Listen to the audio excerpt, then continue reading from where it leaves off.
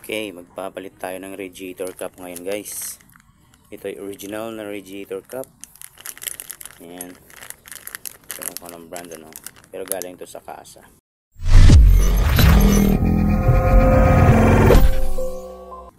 Yan yung kanyang part number. Yan, gusto nyo magpabili. Pwede naman. Or merong mga link dyan sa video description kung saan nyo mabibili to. Pwede nyo i-click at ipupunta niya kayo sa Shopee. Right, kung yung naka-install sa akin ngayon ay Circuit brand. Yan na yung radiator cap niya. Magpa 5 years na yan sa akin. Sumula nung binili namin itong sasakyan na second hand, yan na yung radiator cap na nandyan. So ngayon ko pa lang siya papalitan, no? Alright, so napaka-important ng pagpapalit ng radiator cap sa inyong cooling system, kasi ito nag-ano rin nagkakaroon din yan ng wear and tear. Okay, so it's best na magpalit ng radiator cap pag ang makina ay malamig o yung hindi pa umaandar, para iwas disgrasya lang. Kasi pag nagpalit ka ng radiator cap na katatapos lang umandar ng yung sasakyan or galing ka sa yung mahabang biyahe, pwede kang mapaso dyan kasi mainit yan eh. Okay, so without further ado, let's remove.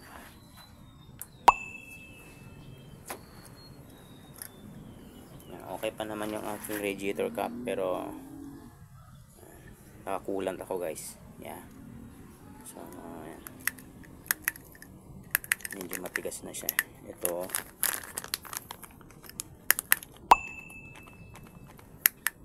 medyo matigas na itong aking radiator cap. Ito may medyo malambot ng konti. Alright.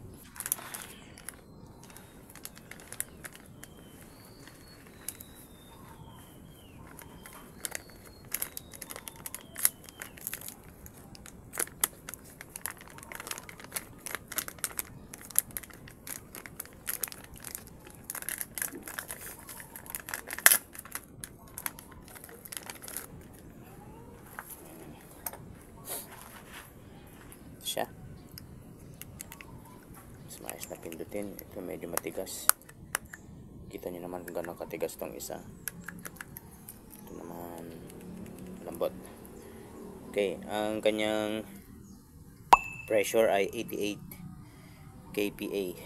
Yan, ang kanyang size ay 0.9. Yan naman yung ano kanina.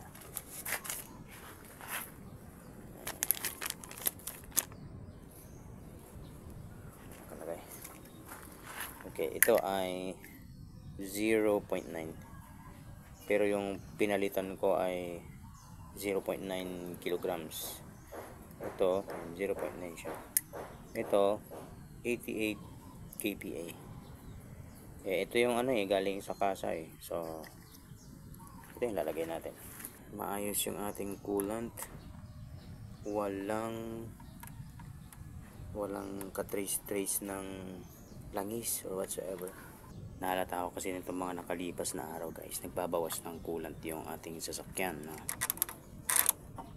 Wala naman ako makitang tagas anywhere, so kako baka yung kanyang radiator cap maglalagay ako ng coolant pala. Yung kanyang radiator cap ang may issue.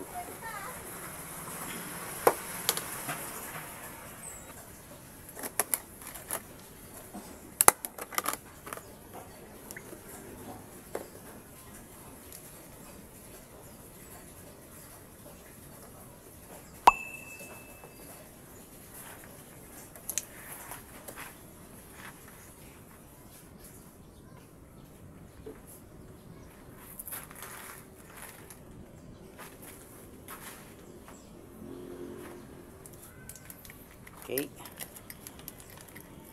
palitan na natin.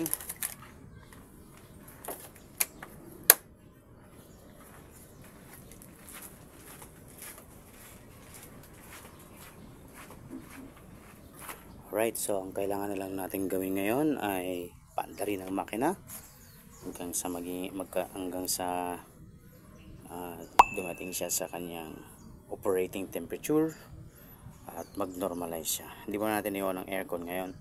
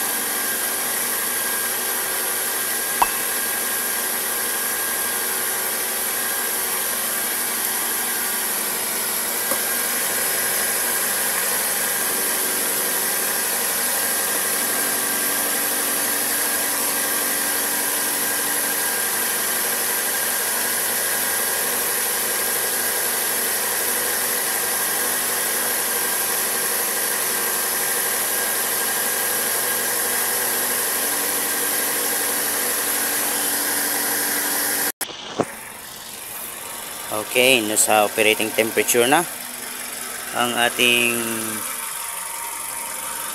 makina. Wala namang tagas sa ating radiator cap.